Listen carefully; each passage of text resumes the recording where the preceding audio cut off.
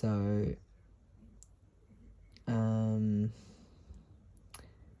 yeah, the European colonization.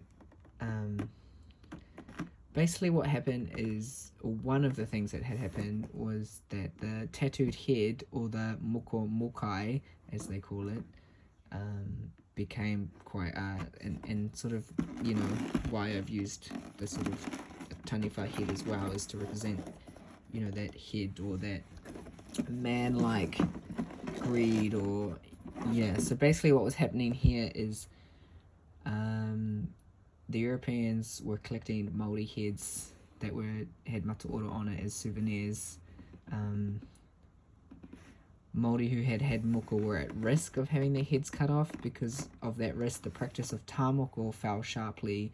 In order to make up for the shortage, Maori slaughtered their own and tattooed their own bodies after death so that they could be traded.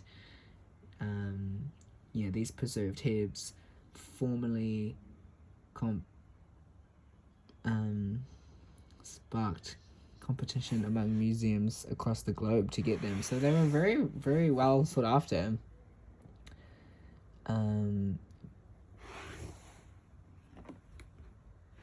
So we have here sort of, we've got European, the Mangopari, the Mangopari against the Mangopari, to sort of symbol clashing or disagreement, fighting, and then sort of how that's carried on. And then also, again, I've done the same because I did want to just highlight that point of the Europeans doing it to Māori, but also the Māori doing it, we doing it to our own people. Just, not great times.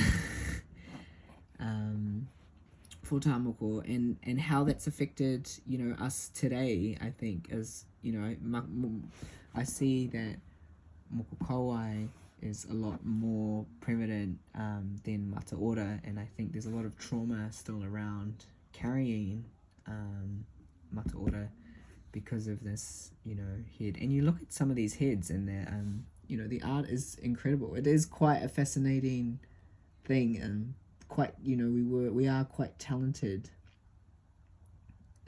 people. So I can see how they were so prized. And then sort of we come into here, sort of 1930s.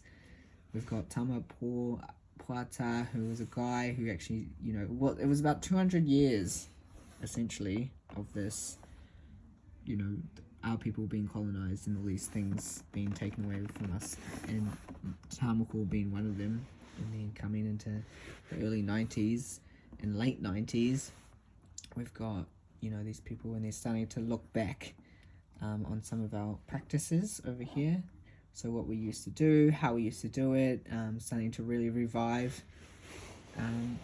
the moko. So yeah, Tama Puata was a guy who travelled widely through the nation and was one of the most known tuhunga tamoko for the time, and especially in the resurgence time. He started out with chisels, and found them hard to work with, and ended up with the needles, and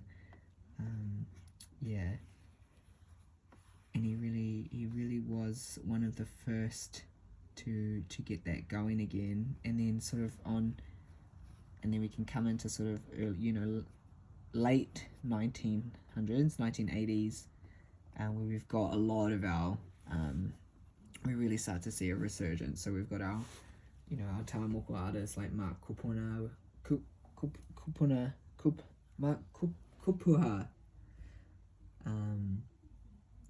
Kupua, sorry. And then following him, we've got Gordon Toy, Derek Lardelli, Julie Palmer, Rangi Kipa, just to name a few. But we really put these guys, and really put out a lot of time and attention to try and revive tamoko amongst the community, and the community themselves for receiving them. We wouldn't have moko Tay if it wasn't for these people pushing the boundaries, because it wasn't really well received. People didn't want to see it, especially Europeans and in the time, and even the Māori. It was hard for us to accept that. and now we sort of come into, the 2024, where today's society, we can see tāmoko thriving and it becoming more and more common for women and men to receive their facial moko, which is huge. 30 years, 50 years ago, we weren't doing that. We weren't doing that 100 years ago. Absolutely. Well, we were doing it for very different reasons, which is quite interesting. The energy shift over here, and just how we survive and how our art survives, and how we can make it survive. We can observe different moko shops now around the motu, who actually, we have tattoo shops that openly offer tāmoko, which is, pretty cool.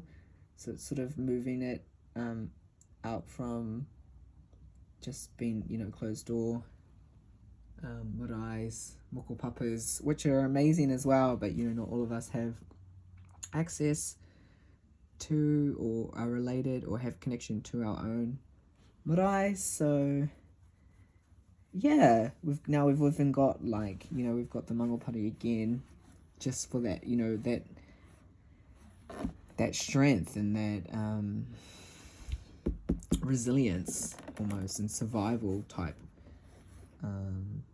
stuff. And we have events like moko ora and toikiri, and these massive scale events that actually bring people together to celebrate tāmoko, which I think is awesome. And we're still trying to navigate that world of tāmoko, but we've come through all of this, and there's still a lot of wāranga to be had and conversations to be had, and what is moko, what's not moko, and all that. But yeah, I think it's amazing. I really enjoyed learning some of these little details and some of these events that have shaped how we and why we are, and so grateful to have moko today, because it's definitely changed my life. And it's amazing to have our people out there representing their pride of who they are. And I think tāmoko is an amazing way to do that, especially if we look at where it's come from, and the resurgence of it is incredible. And then I just wanted to touch on why I've done this on the bag, or why I've decided, out of all things to make out of leather, I chose to make a bag. So one really interesting kōrero that I found was if we want to relate it to the kite in a sense, traditional carrying baskets made of plant fibers are called kite. Kite are created and utilized by our people. It's a significant aspect in Māori culture.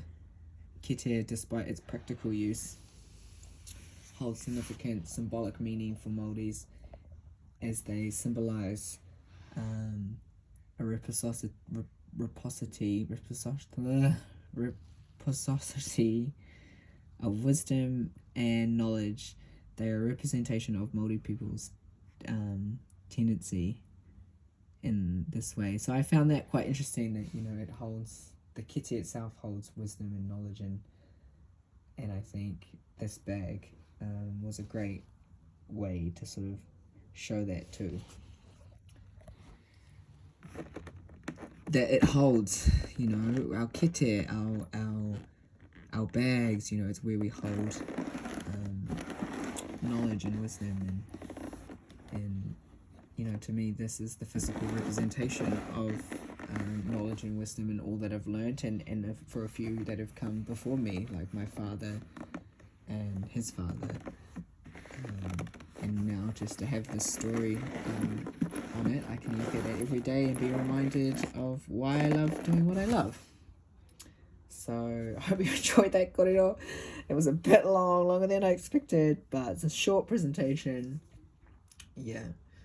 So ngā mihi, like I said, final reflections. Just, absolutely enjoyed everything about it. Couldn't have loved it more. Even the challenges didn't feel huge. And definitely lots to work on if I was to do it again. Really enjoyed the class.